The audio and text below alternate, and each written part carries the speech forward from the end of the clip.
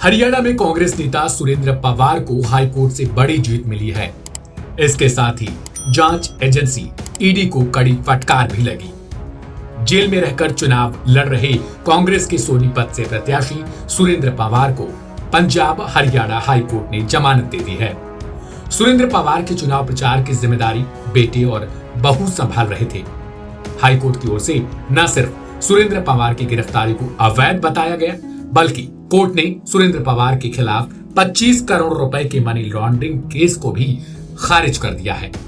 दरअसल जांच agency enforcement directorate की ओर से अवैध खनन के मामले में एक्शन लेते हुए सुरेंद्र पवार को गिरफ्तार किया गया था। पवार की दलील थी कि उनकी गिरफ्तारी राजनीतिक कारणों से की गई थी।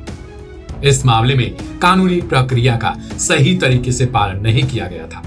उन्होंने ये भी कहा था कि मनी लॉन्ड्रिंग एक्ट के तहत दर्ज केस में उनके खिलाफ राजनीतिक कारणों से एक्शन लिया गया और लगातार हिरासत में रखने की मांग होती रही।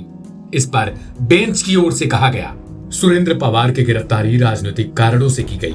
वह उन लोगों में से थे जिन्हें इस केस में गिरफ्तार किया गया। ईडी की ओर से लगातार एक ही जैसी दलीलें देते हुए कस्टडी रिमांड मांगी गई। यह कहा गया कि आरोपी के तौर पर वे सहयोग नहीं कर रहे हैं, व्यवहार भ्रमित करने वाला है और दूसरे लोगों से सामना कराने की जरूरत है। इस पर याची ने ईडी की दलीलों को चुनौती दी है और कहा कि अब तक उनके खिलाफ कोई सबूत पेश नहीं किया गया। इस मामले में स्पेशल कोर्ट ने पहले ही रिमांड दी भी थी, लेकिन उसे बाद में एक्सटेंशन देने से मना कर दिया। इस सीट पर बीजेपी ने कांग्रेस के पूर्व नेता निखिल मदन को मुकाबले में उतारा है। गौरतलब है कि कांग्रेस के उम्मीदवार सुरेंद्र पवार ने 2019 में तत्कालीन मंत्री रही कविता जैन को चुनाव हराया था। हालांकि कविता जैन 2009 और फिर 2014 में चुनाव जीतकर भी आई थी। पिछले चुनाव में सुरेंद्र पवार को यहाँ 79,438 वोट मिले, जबकि उन्होंने करीब 30,000 वोटों के अंतर से कविता को शिकस्त दी थी।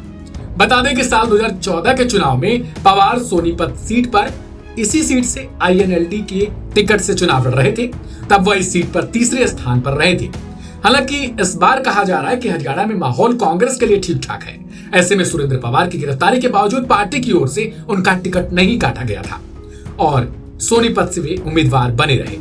जेल में रहने के दौरान उनकी बहू और बेटे लगातार उनके पक्ष में वोट डालने के लिए लोगों से अपील करते रहे और चुनाव प्रचार का जिम्मा संभाला।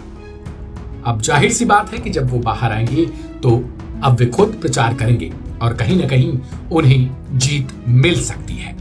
बहरहाल इस खबर में इतना ही। बाकी की तमाम अपडेट्स को सबसे पहले पाने के लिए सब्सक्राइब करें लाइव हिंदुस्तान।